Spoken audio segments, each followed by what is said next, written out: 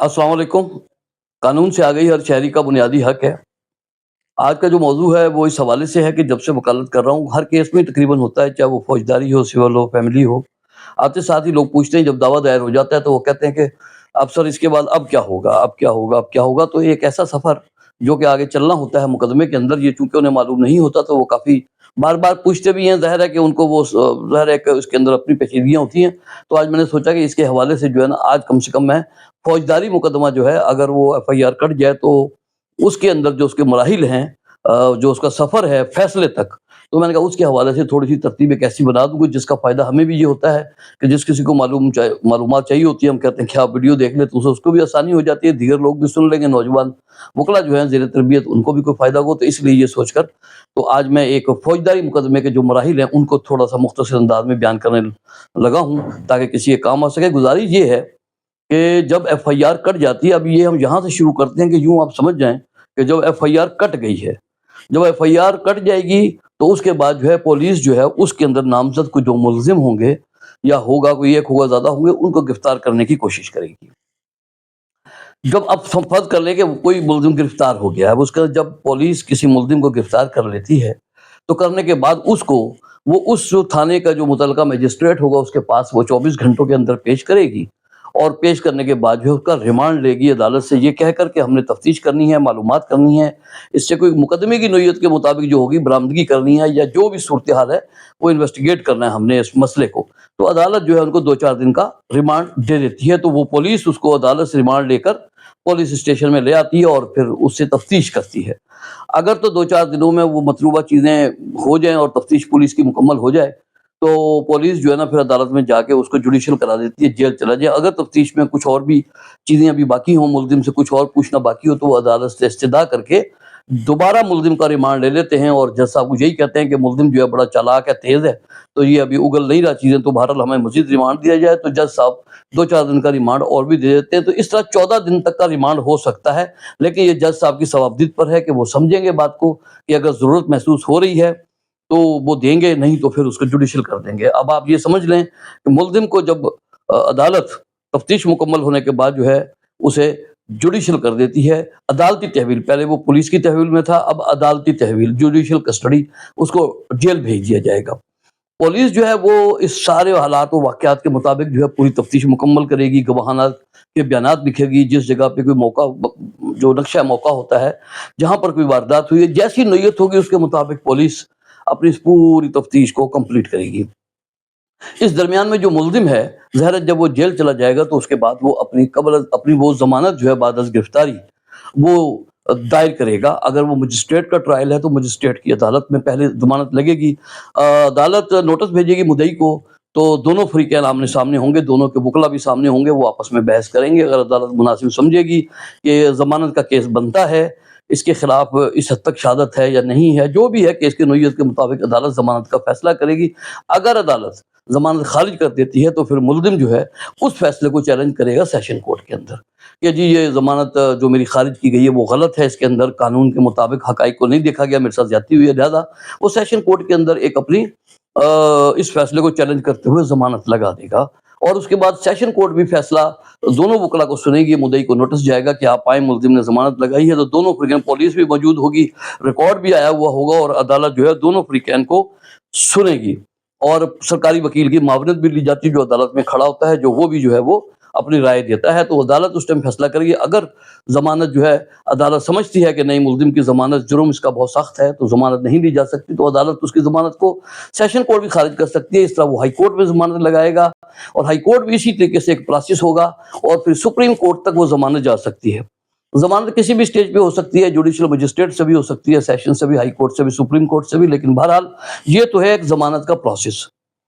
और अगर मुल्ज़िम की ज़मानत हो जाएगी तो वो अपनी तारीखों पे खुद अदालत में आया करेगा। अगर ज़मानत नहीं होगी तो वो उस वक़्त तक अदालत में हर 14 दिन के बाद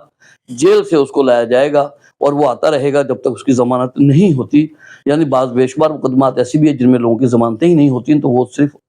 पुलिस की कस्टडी में जेल से अदालत में आते हैं। तो ये एक इस तरह का एक प्रोसेस है। तो जिस टाइम फिर पुलिस जो है अपनी सारी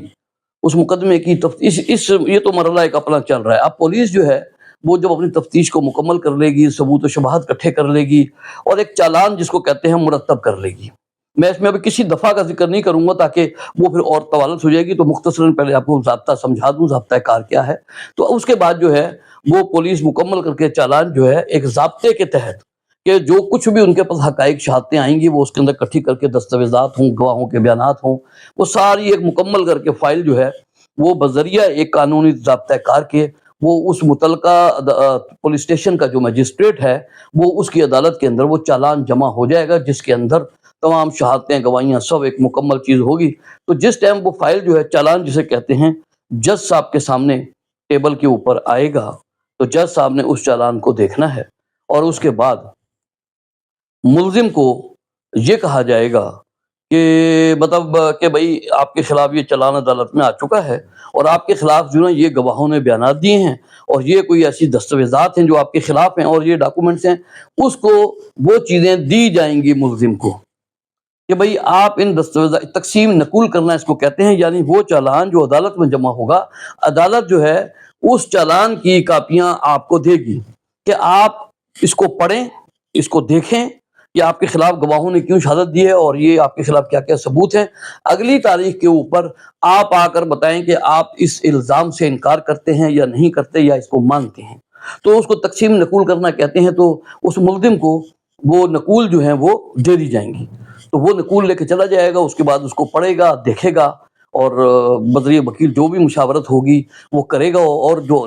اگلی تاریخ مقرر ہوگی وہاں پر آ کر اس تاریخ پہ وہ عدالت کو بتائے گا. لیکن اگر کوئی ملزم کہتا ہے کہ ہاں یہ سارا کچھ درست ہے میں نے کیا، پھر تو ایک بال جرم ہو گیا نا، پھر تو آگے ٹرائل چلنے کی ضرورت نہیں ہے، مقدمہ وہی ختم ہو سکتا ہے، تو عدالت پھر جزا سزا کا فیصلہ کرے گی. لیکن جب ملزم آ کے یہ کہتا ہے کہ جن گواہوں نے میرے خلاف شہادت دی ہے عدالت کے اندر یا کوئی دستاویزات جو میرے خلاف پولیس نے پیش کیے ہیں یہ سب پولیس کی ملی بھگت کا نتیجہ ہے، گواہ ملے ہوئے مدعی کے ساتھ انہوں نے زیادتی کی ہے، میں نے ایسا کوئی جرم نہیں کیا، یہ الزام مجھ پر غلط ہے، لہذا میں اس جرم کو نہیں مانتا، اس الزام کو نہیں مانتا.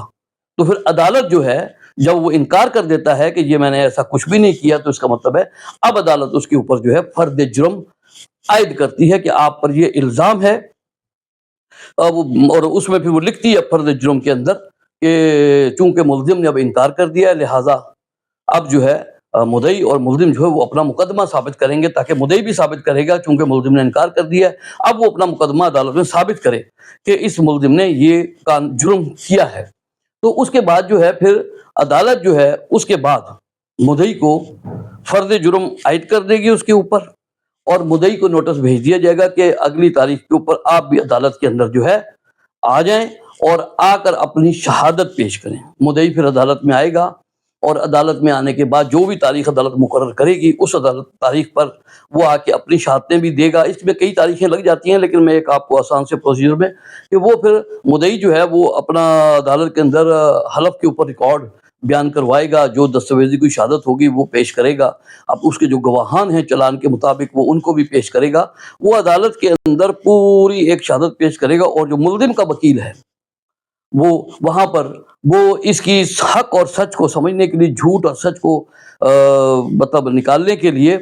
تو وہ ان کے اوپر جرا کرے گا، ان گواہوں کے اوپر جتنے بھی وہ گواہان ہوں گے، پولیس بھی ہوگی، مدعی بھی ہوگا، وہ جو بھی ہیں وہ عدالت میں، اور وہ سارے کے سارے جو سوالات مدعی کے گواہوں کے اوپر کیے جائیں گے، مدعی کے اوپر کیے جائیں گے، وہ جج صاحب اس کو ہر سوال کا جواب لکھیں گے. ایک مٹیریل وہ ہے جو پولیس نے تفتیش کرنے کے بعد عدالت جمع کیا، اور ایک مٹیریل اب وہ مرتب ہو رہا ہے جو ملزم کا وکیل جو ہے وہ ان سے سوال کر رہا ہے، تو ایک اور حقائق سامنے آ رہے ہیں،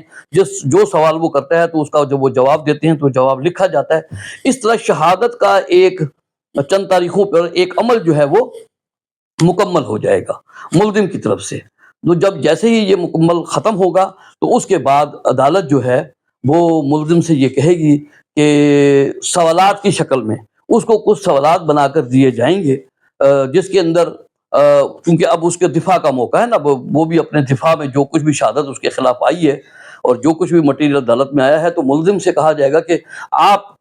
کیا کہنا چاہتے ہیں اس بارے میں، جو کچھ بھی انہوں نے یہ عدالت میں شہادتیں گواہیاں دی ہیں آپ کے خلاف. تو اس کو تحریری طور پر 5 7 8 10 سوال ہوتے ہیں، وہ بنا کر لکھے ہوئے تحریری طور پہ دیے جاتے ہیں، جس کے اندر 1 2 سوال آپ کو بتاتا ہوں. مقصد یہ ہے، وہ لکھا جاتا ہے کہ آپ کے خلاف یہ مقدمہ کیوں بنایا گیا، مدعی نے آپ کے خلاف یہ مقدمہ کیوں درج کروایا، گواہان نے آپ کے خلاف یہ بیانات کیوں دیے، کسی نے کوئی دستاویزی شہادت آپ کے خلاف کیوں پیش کی، یعنی کسی کی آپ سے کیا دشمنی ہے، کسی نے یہ کیوں کیا ہے، سب کچھ. تو پھر آپ اس کا جو سوالوں کا جو جواب ہے وہ آپ نے ہر سوال کا ایک جواب دینا ہے، وہ بہت اہم ہوتا ہے. اس کے اندر آپ وضاحت کریں گے نا کہ آپ پر اگر جھوٹا مقدمہ ہے تو اس کی وجوہات کیا ہیں، کن وجوہات کی بنیاد پہ آپ کو پھنسانے کے لیے یہ سارا جھوٹا کام کیا ہے. تو اس ترتیب میں پھر اسے سمجھ آ جاتی ہے کہ گواہوں نے کیوں جھوٹ بولا ہے، مدعی نے آپ کے خلاف پرچہ، کوئی دشمنی تھی آپ کی، کوئی آپ کے معاملات تھے، ایسی چیزیں ہوتی بھی ہیں. لیکن اگر آپ وہ سارا کچھ جواب دیں گے اور پھر آخری میں یہ بھی ہوگا، اس میں عدالت پوچھے گی کہ کیا آپ خود عدالت میں بطور گواہ پیش ہونا چاہتے ہیں یا آپ اپنے گواہوں کو عدالت کے اندر